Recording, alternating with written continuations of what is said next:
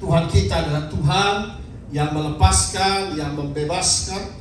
Maka kita akan belajar hari ini ayat-ayat pembebasan. Mengapa kita perlu Tuhan melepaskan setiap umatnya. Next slide langsung. Adalah kehendak Bapa di surga setiap umatnya mengalami pembebasan. Amin. Mengalami pembebasan baik dari sakit penyakit, baik dari penderitaan, baik dari ikatan-ikatan kuasa-kuasa kegelapan. Maka itu saudara terkasih dalam Kristus Yesus datang untuk menyelamatkan umat manusia. Arti keselamatan itu dalam bahasa Yunani yaitu adalah katakanlah terjemahannya adalah soteria. Soteria itu artinya keselamatan. Dan ketika kita mendapat arti yang sebenarnya soteria artinya dibebaskan dari yang jahat. Arti yang selamat itu berarti selamat dari kejahatan, selamat dari kematian, selamat dari kecelakaan, selamat dari maut, dan menerima hidup kekal, katakan amin. Maka itu saudara, itulah firman mengajar bahwa Yesus datang membebaskan umat manusia dari dosa, dari kematian, dari maut, dan juga dari kuasa kegelapan. Dalam doa Bapa kami ada satu doa diajarkan bahwa janganlah membawa kami dalam pencobaan. Sama-sama kita baca yang di stabilo ini. Tetapi lepaskan kami daripada yang jahat. Deliver us from the evil one. Yang jahat adalah entitas yang katakanlah adalah iblis, ya. Lepaskan kami dari yang jahat, karena Engkau punya kerajaan, kuasa, dan kemuliaan sampai selama-lamanya. Tentu oknum jahat itu kita tahu adalah kerajaan kegelapan. Alam roh ada dua kerajaan saudara, kerajaan terang dan kerajaan kegelapan. Kerajaan Allah dan kerajaan setan saudara. Saling berperang, mereka katakanlah menarik jiwa-jiwa. Kita adalah kerajaan Allah menarik jiwa bagi kerajaan surga, amin. Maka kerajaan kegelapan juga menarik jiwa-jiwa saudara. Nah itulah saudara, kerajaan kegelapan juga punya anak buah. Anak buahnya adalah nabi-nabi palsu, guru-guru palsu, penyihir, dukun, agen-agen iblis yang disebut dukun, satanis, ya, dan juga orang-orang fasik. Maka itu hari ini kita belajar firman Tuhan. Kita buka next slide dalam kitab Yesaya pasal 49. Yesaya pasal 49.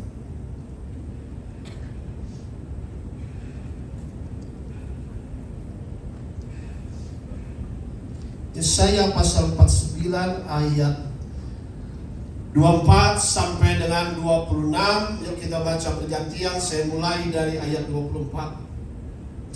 Dapatkah direbut kembali jarahan dari pahlawan, atau dapatkah lolos tawanan orang gagah? Ayat 25. Mari saudara.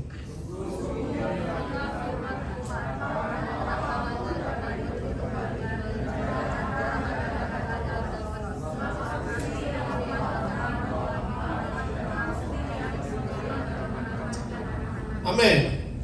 Ayat 26, aku akan memaksa orang-orang yang menindas engkau memakan dagingnya sendiri, dan mereka akan mabuk minum darahnya sendiri, seperti orang mabuk minum anggur baru, supaya seluruh umat manusia mengetahui bahwa aku Tuhan adalah juru selamatmu, penebusmu yang maha kuat, Allah Israel. Saudara, coba kita pelajari firman ayat ini saudara, ya. Dapatkah direbut kembali jarahan dari pahlawan, atau dapatkah lolos tawanan orang gagah? Terjemahan bahasa Inggris lebih jelas saudara. Bahasa Indonesia ini rada kacau-kacau, ya. Shall the prey be taken from the mighty, or the lawful captive be delivered? Shall the prey ini adalah mangsa. Katakan bersama saya, mangsa. Ya. Dapatkah mangsa itu direbut, ya, dari, atau mangsa ini direbut dari yang perkasa? Harus terjemahan seperti itu, ya. Ataupun dapatkah lolos tawanan, lawful captive itu tawanan yang sah. Apakah dia dapat lolos dari penjara, ya? Nah, inilah satu pertanyaan saudara. Artinya apa saudara? Apakah mangsa, ya, dapatkah mangsa dapat dilepaskan dari yang perkasa? Saudara, kalau lihat Geographic Channel saudara, kalau angsa itu ada di mulut buaya, bisa nggak saudara rebut angsa itu dari mulut buaya? Itu saudara. Shall the prey be taken from the mighty? Dapatkah prey? Prey itu mangsa direbut dari mulut yang perkasa itu. Ya, sama seperti kalau sudah beruang sudah makan sesuatu, nah dia nggak bakal lepas.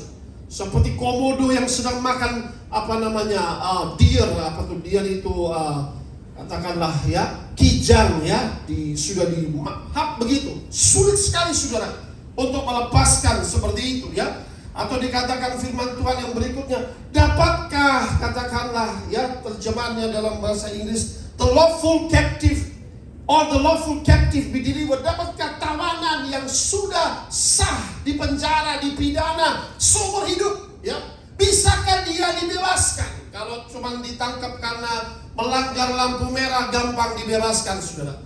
Tapi kalau sudah di penjara seumur hidup karena membunuh sekian kali saudara, ada catatan rekod atau dia sebagai katakanlah pengedar narkoba yang ada di Nusa Kambangan seumur hidup, nah saudara, dapatkah dilepaskan kata firman Tuhan ya. Nah, secara logika memang sebetulnya tidak dapat saudara ya.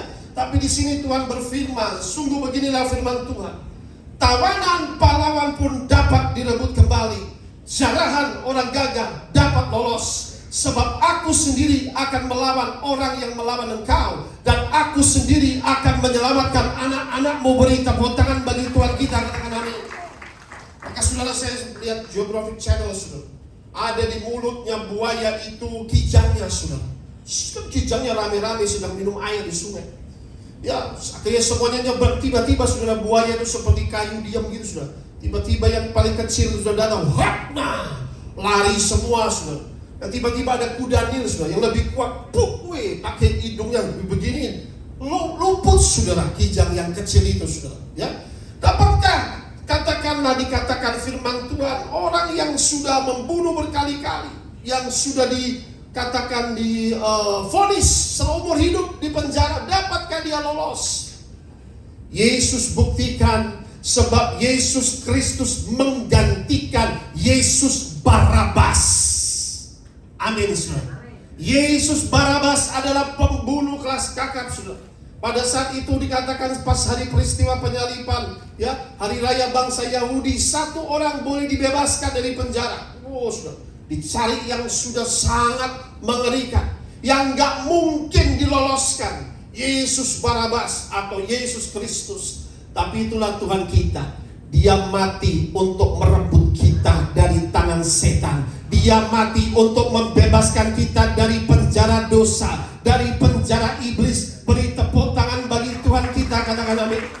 Saudara, inilah firman Tuhan yang mengajar bahwa Tuhan sanggup melepaskan, Tuhan sanggup menyelamatkan dari mulut buaya ataupun katakanlah ya dari tawanan-tawanan itu saudara ya. Maka itu saudara, kalau kita mau dibebaskan, kita cukup berdoa dan Tuhan sanggup lepaskan. Ada seorang jadi hamba Tuhan, dia layani di penjara-penjara saudara. Waktu saya pelayanan sama dia di penjara-penjara, memang dia khusus pelayanan penjara. Saya tanya, kenapa kau kok bisa pelayanan penjara begini?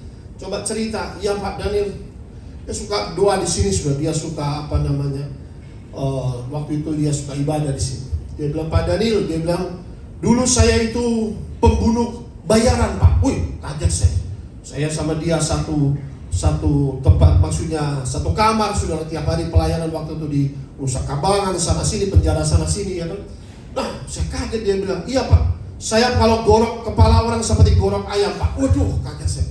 Dikasih 500.000 saja itu orang bisa saya gorok Pak di mana itu katakan di penjara. Murah Pak, nyawa di penjara. Waduh, serem kali saya bilang ini orang. Saya lihat kakinya penuh dengan luka-luka dan goresan, maksudnya bekas luka. Waduh, masa lalu saya kelam Pak, saya masuk penjara, ditangkap, dan seumur hidup Pak, dia bilang, seumur hidup saya punya itu tidak mungkin lepas. Tapi dia nangis di penjara, dia dengar firman, dia bilang, Tuhan, kalau engkau kasih saya kesempatan, mungkin saya suruh kasih sekali saksi sih. Kalau kau kasih saya kesempatan keluar, aku akan melayanimu seumur hidup. Tiba-tiba saudara, dia ketemu dengan lawyer atau nggak tahu bagaimana caranya, yang harusnya seumur hidup dalam 6 bulan dia bebas dan sekarang melayani Tuhan. Kalau engkau bertobat sungguh-sungguh cari Yesus, Tuhan akan lepaskan engkau dari segala ikatan kuasa kegelapan. Tuhan akan bebaskan engkau, katakan amin. Maka inilah saudara ayat firman Tuhan berkata demikian, ya.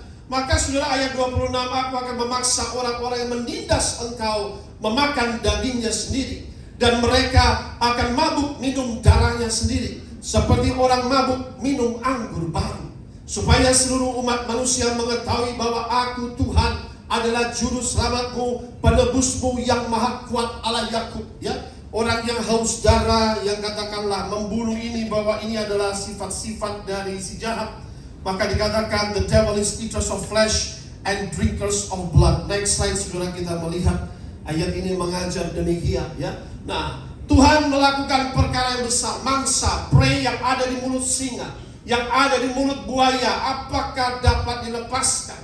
Tahanan yang sudah dipenjara secara hukum vonis bersalah, apakah bisa dibebaskan? Ini impossible saudara. Tapi saudara, ayat tadi berkata Tuhan janji melepaskan dari hukuman, dari mulut yang perkasa, iblis ataupun binatang buas. Kelepasan bagi para tawanan. Tuhan akan berperang melawan musuh kita. Maka itu dikatakan sebelumnya, kita lihat slide-nya saudara. Alkitab berkata demikian, bahwa aku sendiri akan melawan orang yang melawan engkau. Kalau Tuhan berperang bagi kita, maka kemenangan ada di pihak kita. Beri tepuk tangan bagi Tuhan kita. Aku akan berperang bagimu. Aku akan melawan musuh-musuhmu. Maka saudara, itulah ketika bangsa Israel melawan Mesir, sebetulnya itu tidak mungkin saudara. Pasukan berkuda saudara mengejar mereka. Tapi Tuhan bilang demikian, orang-orang Mesir ini yang mengejar kamu, engkau tidak akan melihat mereka lagi. Woi saudara, tiba-tiba Tuhan izinkan mengejar musuh saudara, seolah-olah dikejar saudara. Tetapi Tuhan menenggelamkan musuh-musuh. Tuhan akan menenggelamkan musuh-musuhmu. Engkau akan menonton saja. 1.000 boleh rebah di sisi kirimu, 10.000 di sisi kananmu, itu tidak akan menimpamu. Mereka akan datang datang kepadamu, tapi mereka akan tercerai-berai, bertuju, kata firman Tuhan. Sebab itulah, jika Tuhan beserta kita, siapa menjadi lawan kita? Tidak ada. Saudara lihat, saudara, next slide, kita pelajari firman Tuhan hari ini mengenai eaters of flesh and drinkers of blood, ya. The devil is eaters of flesh and drinkers of blood. Makanya dikatakan mereka akan makan dagingnya sendiri dan minum darahnya sendiri, ya. Inilah satu ayat yang jarang dibahas. Coba saudara kita melihat vampire atau Dracula, saudara, gambaran menghisap darah. Ya, vampire Dracula, tuyul saudara, itu dia bisa dipekerjakan, ya, untuk cari uang saudara. Tapi itu nanti ada tumbalnya. Orang yang pelihara tuyul menjadi tumbal. Orang yang pelihara tuyul dia bisa begini, nah dia gendong tuyulnya, atau dia gendong di sini. Lama-lama dia dihisap darahnya. Coba lihat, 5 tahun dia kurus saudara, minimal habis badan. Eaters of flesh and drinkers of blood, yaitu demon tuyul, namanya dwarf demon bahasa Inggrisnya. Marine spirit kingdom, Leviathan dragon, ya, ini queen of south. Biasanya dihisap bayi-bayi semua, ya. Maka itu sudah terkasih dalam Kristus, kita pelajari the devil is thirsty of blood, human blood, ya. Maka itu iblis itu saudara, kalau alam roh itu darah itu, darah manusia itu currency-nya, ya. Setiap perjanjian itu tanpa darah itu tidak sah. Tidak ada pengampunan, kata firman Tuhan, tanpa penumpahan darah. Katakan amin. Amin. Makanya setiap yang diampuni pun harus potong domba, harus potong lembu. Yesus mencurahkan darahnya bagi kita sekali selamanya, supaya kita menerima pengampunan dosa. Beri tepuk tangan bagi Tuhan kita. What a perfect sacrifice. Allah saja harus menyembelih anaknya bagi kita. Ini saudara, perhatikan di sini. Tapi iblis saudara alam roh, ya. Maka ini saudara, blood is the currency of spiritual realm, ya. It is more valuable than gold and silver. Jadi kalau alam roh saudara, setan itu bisa dipekerjakan seperti apa? Kenapa dia mau dipekerjakan? Menjadi budak, kasih uang apapun bisa. Salah satu pencobaan iblis di padang gurun kepada Yesus, poin ketiga, segalanya aku berikan kepadamu, seluruh kerajaan dunia, asal kau menyembahku. Nah, jadi melakukan satu covenant, ya. Ya, perjanjian darah, apapun diberikan, tapi anak tidak gratis loh. Setan bisa kasih kekayaan, ada kontrak 15 tahun, 50 tahun, 30 tahun, tapi anak cucu cicit itu sudah menjadi tumbal, ya. Nah, sudah terkasih dalam Kristus, inilah kita belajar mengenai bahwa betapa kata Tuhan tadi dikatakan bahwa mereka akan makan dagingnya sendiri dan minum darahnya sendiri. Ayat ini adalah ayat backfire. Next slide saudara, kita pelajari. Evil covenant involve result victim of the devil. Jadi bagaimana terjadinya bisa dikatakan eaters of flesh, drinkers of blood. Yang pertama adalah melalui perjanjian sihir, ya. Sihir itu dikatakan adalah santet, ya. Santet dikirim, itu biasanya seperti bola api, sudah. Nah, kalau ada ikan-ikan di rumah itu ikan-ikan pasti mati, sudah. Santet itu tandanya pertama, ya. Nah, biasanya binatang pertama bisa meninggal, ya, mati, sudah. Santet itu eaters of flesh and drinkers of blood, satu roh jahat yang dikirim. Kalau dia kirim sudah santet itu, dia harus berhasil. Dia makan daging, dia minum darah itu, dia pasti mati, sudah. Tapi dengar baik-baik, kita yang ada tubuh dan darah Kristus tidak bisa dimakan oleh eaters of flesh, drinkers of blood. Karena yang ada tubuh dan darah Kristus menjadi api Tuhan, sehingga setan tidak bisa makan. Berbalik serangan itu kepada pengirim. Beri tepuk tangan bagi Tuhan kita, katakan amin. Makanya Yesus berkata, tubuhku adalah benar-benar makanan dan darahku adalah benar-benar minuman. My flesh is real food, my blood is real drink. Kenapa Yesus saja memberikan tubuh dan darahnya? Karena Tuhan mau kita selamat, katakan amin. Dari kuasa santet, dari kuasa teluh, dari kuasa guna-guna, darah Yesus membungkus Anda dan saya, katakan amin. Tapi inilah namanya eaters of flesh, drinkers of blood. Pertama adalah witchcraft spirit, teluh, guna-guna, voodoo, dikirim, saudara, ya. Yang kedua, saudara, adalah money rituals, atau katakan pesugihan, ya. Itu memang ada perjanjian. Melalui perjanjian terjadilah tumbal anak cucu. Nah, namanya eaters of flesh, drinkers of blood, tumbal, pesugihan. Di Indonesia dikenal seperti pesugihan, di berbagai negara disebut dengan money rituals. Kalau penyakit eaters of flesh itu namanya cancer. Cancer itu memakan daging. Nah, dia sampai menyebar, kurus habis. Kita tolak segala penyakit pemakan daging dan peminum darah, katakan. It's called eaters of flesh and drinkers of blood. Kalau ada kanker, saudara, itu adalah roh yang menggerogoti. Darah rendah, hisap darahnya.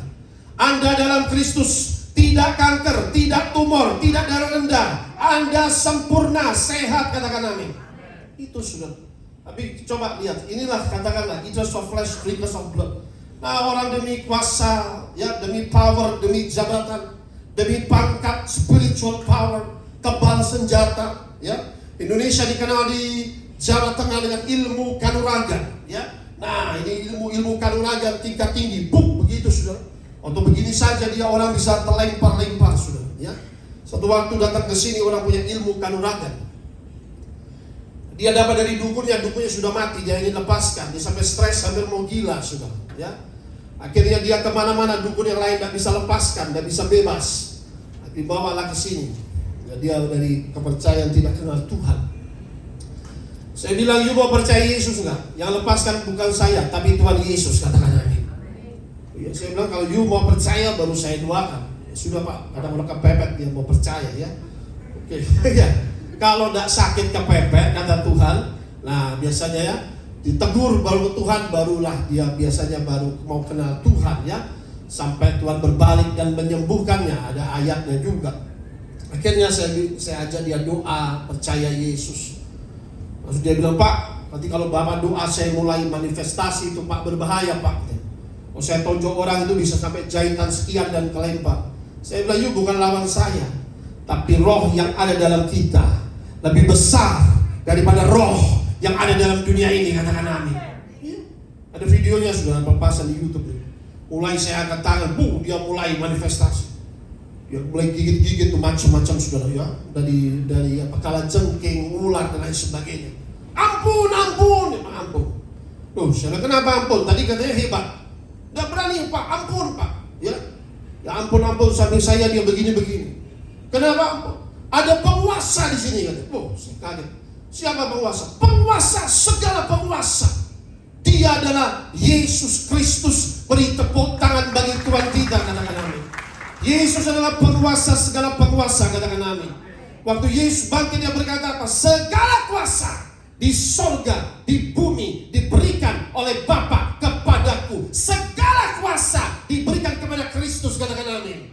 Maka kata Tuhan Yesus kepadamu, kuberikan kuasa dan otoritas menginjak ular dan kalajengking, menahan segala kekuatan musuh. Tidak ada yang membahayakanmu. Beri tepuk tangan bagi Tuhan kita. Tuhan berikan kuasa, katakan amin. Menginjak ular, kalajengking, mengalahkan kuasa setan, menahan segala kekuatan musuh, Pak. Yaitu lakukan pelepasan, usir setan. Ada serangan balik enggak? Percaya dengan iman. Tuhan berikan kuasa menahan segala kekuatan musuh. Semua kuasa santet telu guna-guna, serangan balik, backfire to sender, balik kepada pengirim, balik kepada iblis. Sebab ada perisai Tuhan yang melindungi. Katakan amin, saudara. You have to believe in the word.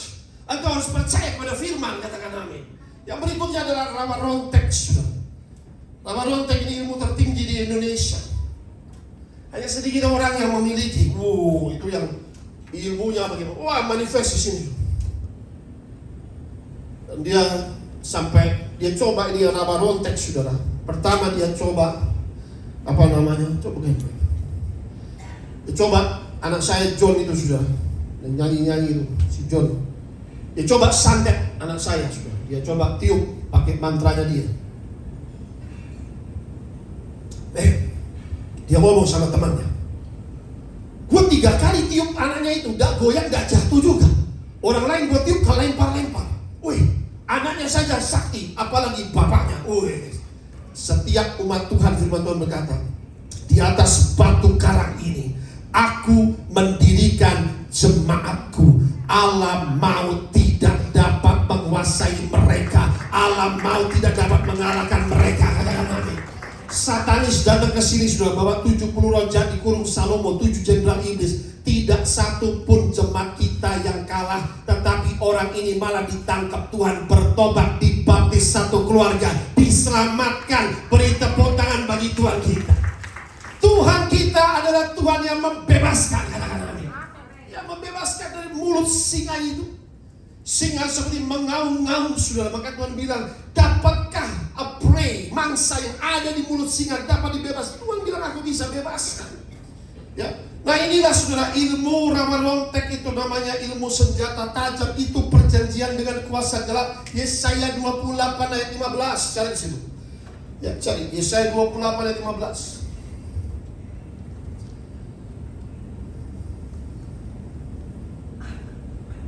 Orang boleh bilang, wah keren, bisa debus, bisa begini, bisa begitu.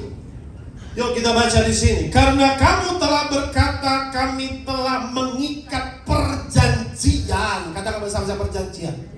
Dengan apa? Kuasa kegelapan punya perjanjian dengan maut.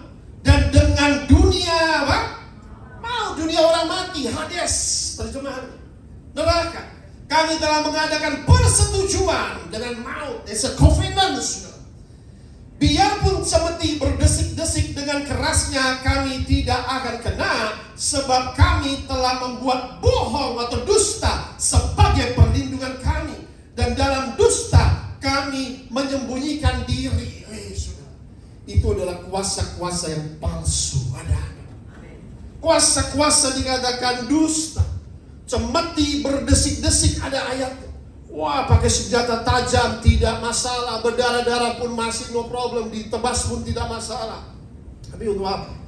Orang kalau kuasa kegelapan, saudara, kuasa itu untuk memuliakan diri. Tapi Yesus melakukan mujizat untuk kemuliaan Allah.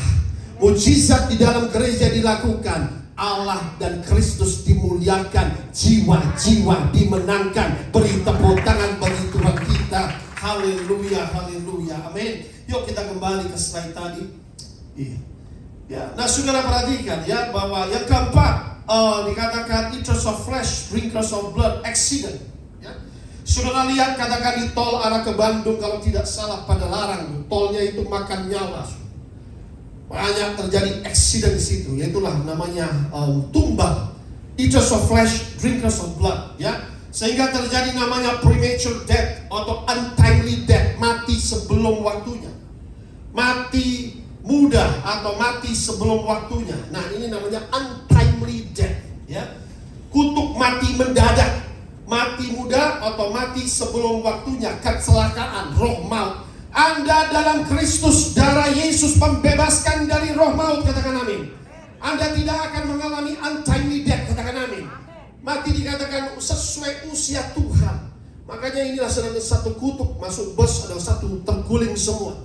Tapi ada dikatakan sampai satu orang luput nggak naik pesawat, nah ini accident. Itu pekerjaan iblis juga, ya. Yang berikutnya ya kita bisa melihat bahwa Tuhan menyelamatkan dari pemangsa, the destroyer, ya, atau pembunuh. Iblis itu adalah pembunuh manusia sejak awal mula, ya. Ye are of your father the devil and the lust of your father ye will do. He was a murderer from the beginning and abode not in the truth, because there is no truth in him. When he speaketh a lie, he speaketh of his own, for he is a liar and the father of it. Tampilkan Yohanes 8:44. Alkitab berkata bahwa 3 pekerjaan iblis. Dia datang untuk mencuri, membunuh, dan membinasakan. Katakan amin. Steal, kill, and destroy. Steal, dia mencuri kebahagiaan manusia. Dia mencuri urapan dan membuat saudara kecewa sebelum beribadah. Dia mencuri urapan membuat saudara tidak mengalami sukacita. Itu cara pekerjaan iblis. Kita tolak dalam nama Yesus, katakan amin. Dia dapat mencuri ya kebahagiaan, sukacita. Yang kedua, mencuri berkat yang Allah sediakan bagi umat Tuhan. Membunuh apa? Karakter assassination. Mulai dia membunuh karakter sehingga berubah. Harusnya dia punya karakter kasih, kebaikan, kesetiaan, lemah lembut. Karakter amarah, dengki, dendam. Itu sudah dibunuh oleh iblis, katakan amin. Dan destroy, berapa rumah tangga dihancurkan oleh iblis. Destroy rumah tangga, destroy hubungan bapa dan anak. Destroy, nah itu pekerjaan iblis. When the foundation is broken, what the righteous can do. Perhatikan saudara, inilah pekerjaan iblis dalam Yohanes 8:4. Dia Tuhan berkata kepada orang-orang Farisi pada saat itu, iblis menjadi bapakmu.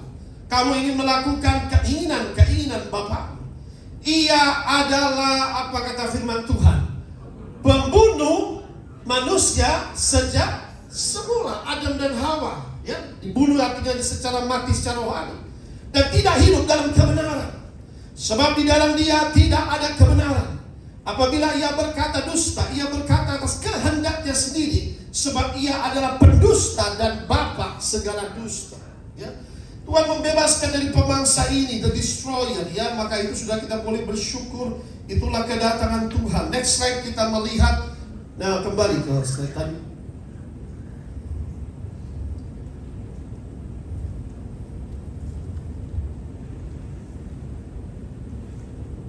Diluputkan dari jerat iblis. Tadi saya berkata mengenai mangsa. Di sini ada ayatnya dikatakan pray dan terjemahan dalam mangsa. Mazmur 124:6-7. Sama-sama kita baca 3, 2, 1. Terpujilah Tuhan yang tidak menyerahkan kita menjadi apa? Mangsa bagi gigi mereka. Jiwa kita terluput seperti burung dari jerat penangkap burung. Jerat itu telah putus dan kita pun diluputkan oleh Tuhan. Beri tepuk tangan bagi Tuhan kita, katakan amin.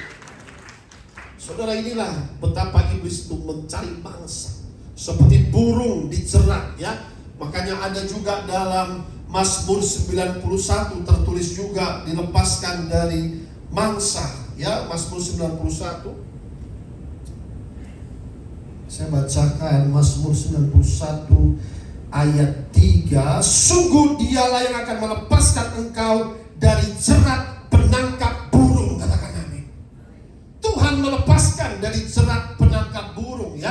Kembali lagi saudara, kita bisa melihat bagaimana iblis menjerat manusia, jerat keduniawian. Sehingga manusia melalui katakanlah melalui duniawi dijerat, akhirnya dia mulai jarang beribadah, lebih mencintai dunia, ya. Katakanlah itulah salah satu jerat iblis, katakan bahwa dia adalah jerat keduniawian. Yang kedua adalah jerat ajaran palsu atau nabi palsu. Jerat cinta palsu, pelet, ya. Cinta ditolak, dukun bertindak. Wah. Jadi saudara, orang itu bisa cinta tapi namanya cinta yang palsu. Karena itulah kuasa-kuasa kegelapan bisa bekerja, ya. Nah, banyak rumah tangga hari-hari ini dirusakkan karena banyak dilihat dengan kuasa-kuasa pelet. Saudara harus kuat dalam Tuhan, katakan amin. Kalau tidak kuat dalam Tuhan banyak, saudara, rumah tangga sedang jebol, saudara. Pakai kuasa pelet dan guna-guna ini, nah lakinya terpelet seperti katakanlah Simpson saja bisa kalah, dia pun diurapi. Tapi kenapa saudara, kelemahan kedagingan ini berbahaya. Engkau harus kuat. Kedagingan ini, keinginan daging, keinginan mata, keangkuhan hidup bukan berasal dari Bapa, tapi dari penguasa dunia ini. Hati-hati saudara. Maka itu cerah pesugihan. Nah inilah firman Tuhan berkata, terpujilah Tuhan tidak menyerahkan kita menjadi mangsa bagi gigi mereka. Jiwa kita terluput seperti burung dari jerat penangkap burung. Ya, inilah ayatnya bahwa Tuhan membebaskan kita dari kuasa-kuasa kegelapan ini. Next slide, saudara, kita melihat firman Tuhan.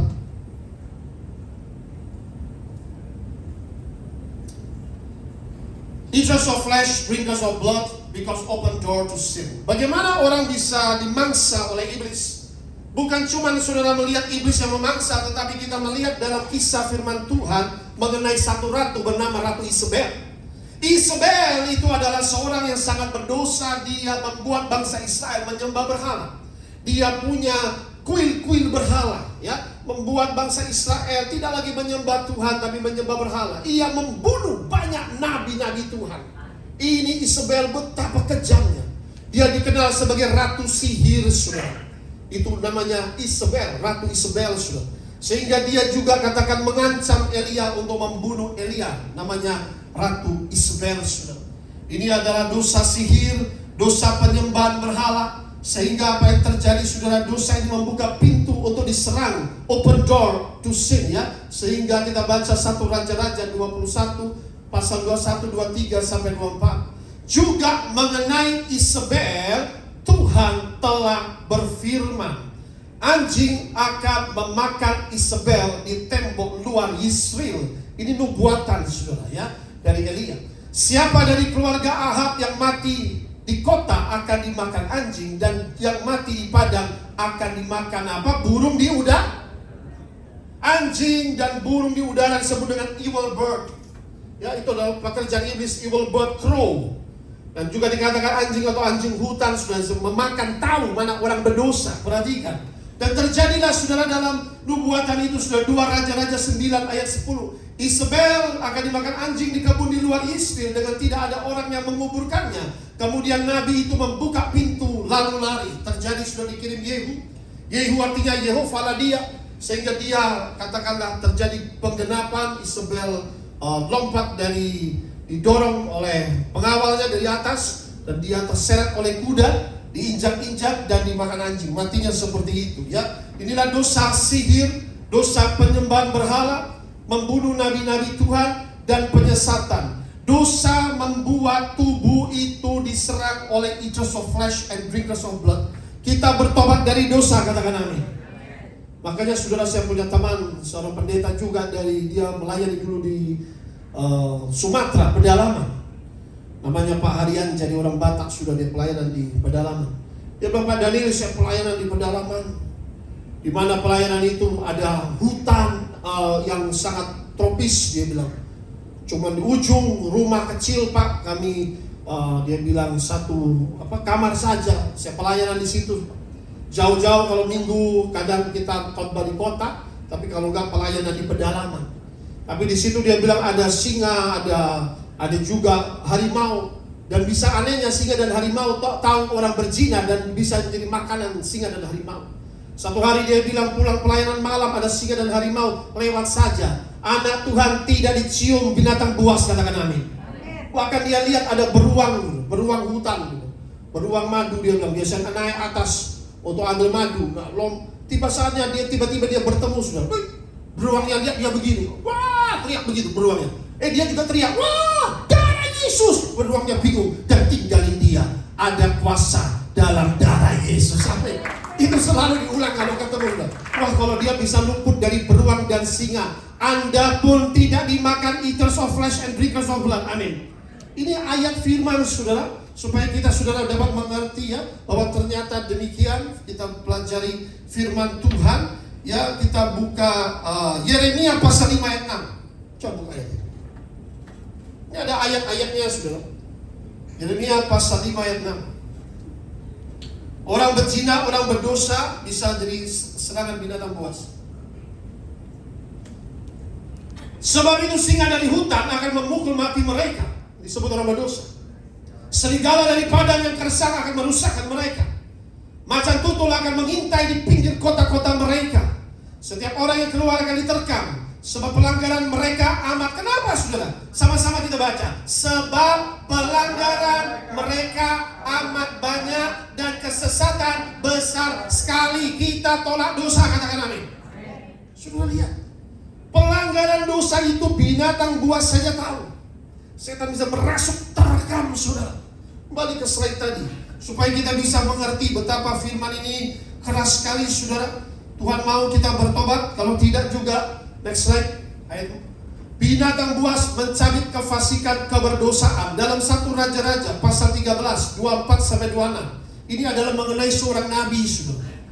Orang itu pergi, tetapi di tengah jalan ia diserang seekor apa? Singa dan apa? Mati diterkam.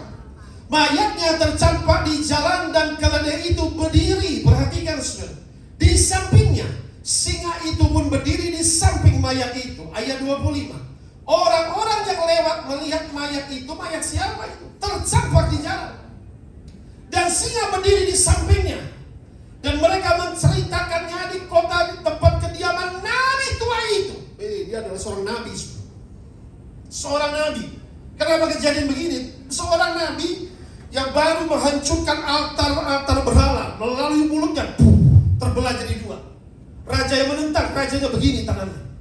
Tapi Tuhan sudah berfirman, kamu nanti melalui jalan kamu pergi, kamu lewat jalan lain, jangan terima makan, jangan terima minum. Itu perintah Tuhan. Sampai ke rumahmu dengan selamat. Tapi dia melanggar saudara. Kenapa terjadi demikian? Ya, ayat 26. Ketika hal itu kedengaran kepada nabi yang telah membujuk dia dibujuk nabi yang lain, berbalik kembali, ia berkata, siapa dia? Dia adalah abdi Allah yang telah, apa dikatakan firman? Memberontak terhadap titah Tuhan. Tuhan menyerahkan dia kepada apa? Singa yang mencari dan membunuhnya sesuai dengan firman Tuhan yang diucapkan kepadanya. Saudara bisa lihat singa ini tidak mengapa-apakan keledai. Harusnya keledai juga disikat, dimakan juga saudara.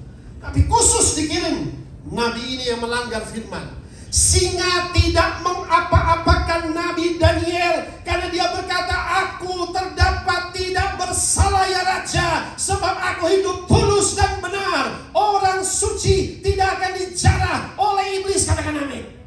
7 singa kelaparan. Tapi lalu waduh, Tuhan Raja yang di depan luar, Daniel, apakah kau Allahmu yang kau sembah dengan tekun sanggup menyelamatkanmu? Dia pikir sudah mati itu Daniel, 7 singa kelaparan. Kenapa singa? Ada malaikat Tuhan menjaga. Malaikat Tuhan berkemah di sekitar orang-orang yang takut akan Tuhan. Beri tepuk tangan bagi Tuhan kita. Dikatupkan mulut singa itu, mau makan cabut sama malaikat. Takut ini gede banget malaikat. Sehingga tidak diapa-apakan. Kasih keluar itu Daniel, dia bilang. Keluar.